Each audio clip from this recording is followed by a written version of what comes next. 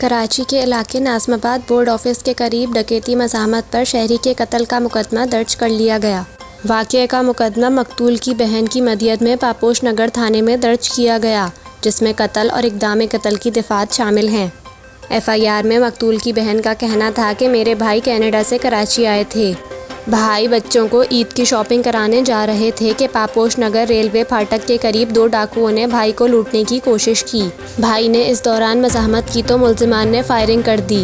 Report के मुताबिक मकतूल का नाम अमीन अलवी था और वो हाल ही में ईद मनाने के लिए पाकिस्तान आए थे और मुस्तहक बच्चों को शॉपिंग कराने के लिए ले जा रहे थे कि डकैती के दौरान मुज़ाहमत पर जान से हाथ धो बैठे। वारदात के मौके पर मकतूल के साथ गाड़ी में 4 बच्चे भी मौजूद थे। सोशल मीडिया पर अमीन अलवी के कत्ल की खबर वायरल हो गई है और सार्फिन की जानिब से दुख और अफसोस के इजहार के साथ कराची में अमन व अमान की सूरत हाल बेहतर बनाने में नाकामी पर हुकूमत पर सख्त तनकीद भी की जा रही है।